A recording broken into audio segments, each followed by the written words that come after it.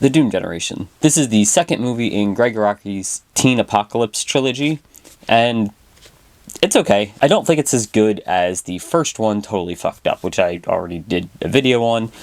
It's still a good movie, and there's a lot of things about this movie that are better. Like, it just looks better, it's shot better, you can tell there's a little bit more experience going into making this movie.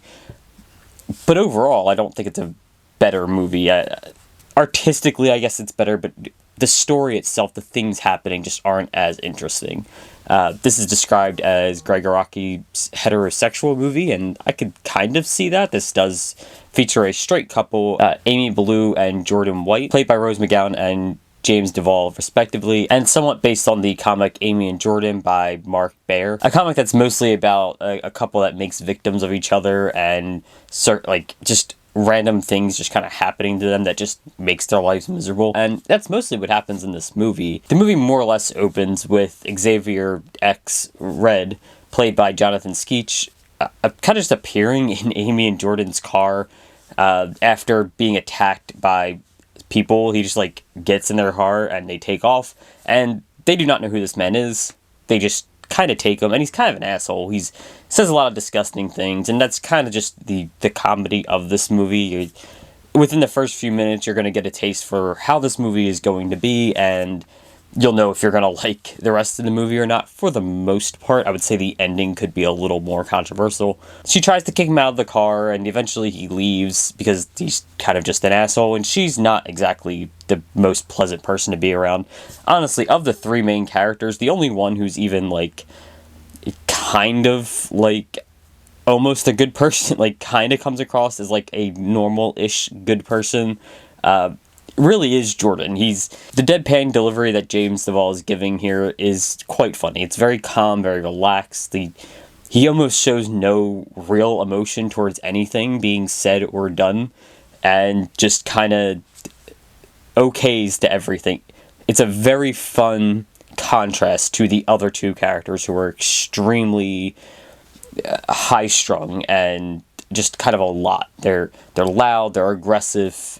Even when they're being nice, they come across as loud and aggressive, and him being so much more laid back while the other two aren't makes Jordan come across as a much more different character, while the other two kind of blend together a little bit more.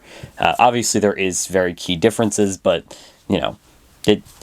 of the three, they're much more similar, and Jordan is a very different character, and that it adds for a lot of fun. But after kicking him out of the car, they stop at a convenience store to pick up food, and they realize they forgot their money in the car, but the store clerk will not let them leave. He wants his money. They try to explain they forgot it in the car. He pulls a shotgun and tells them to give them the money, and problems obviously ensue. He pulled a gun on them. There's going to be an issue here, and X arrives just in time to kind of stop him from shooting them, but eventually the cashier gets his head literally blown off, and he just starts vomiting his head just starts vomiting and still talks. It's very disgusting. The vomit is very chunky. It kind of looks like mashed potato. It's very gross imagery across the movie.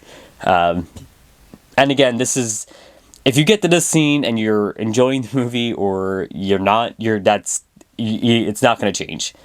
It does not get any better than that, but it also does not get too much worse than that. For me personally, it was fine. I enjoyed the rest of the movie. The movie's not super long, and while I usually like to recap at least some of what happens in the movie, I don't think that really is necessary here. It's a short movie, and there's not really a lot of plot points. It's mostly just the interactions between the characters that carry the film, and that stuff is great. I will say that part is great. What really lets me down with this movie is the story. The story's just not really there. It's not super interesting. That's fine. I can live without a great story in a movie, and I know that sounds weird. A movie should be telling a story, or at least attempting to, but that's not always necessary. In this case, it's not so much about the journey, it's just the interactions, and they're a lot of fun. James Duvall's Jordan is my favorite character in this movie. He's very calm, but emotionlessly calm.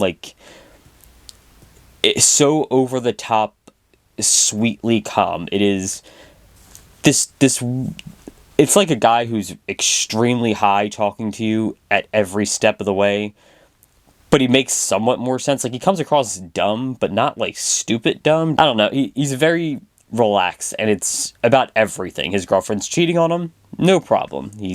People have died, it happens.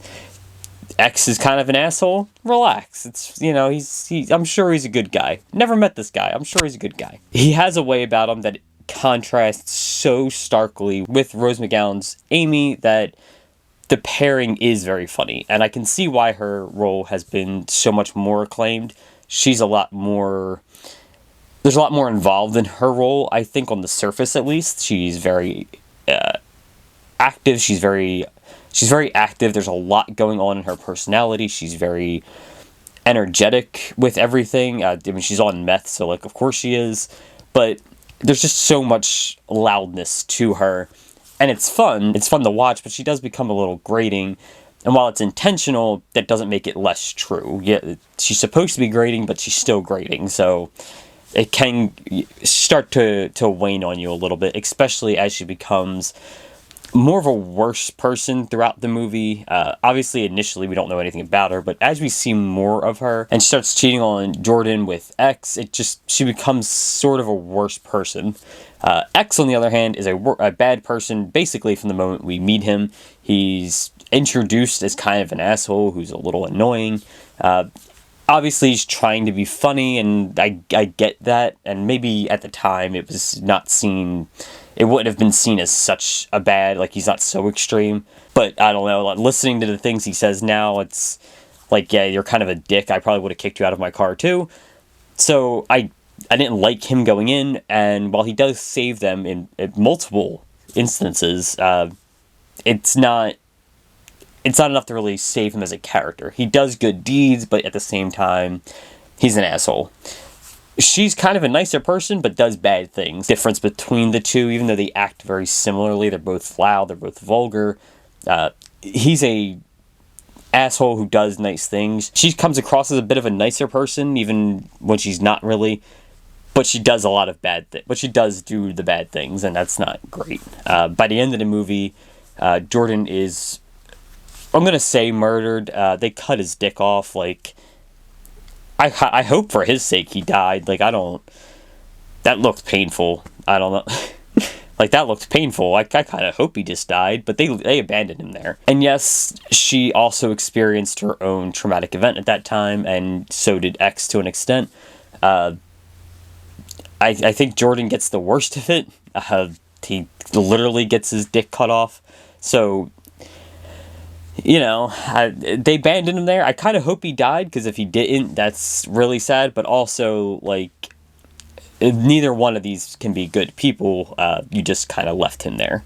Not great. Not great. Overall, I don't love this movie. It's fine. It's a decent movie. I get why people like it.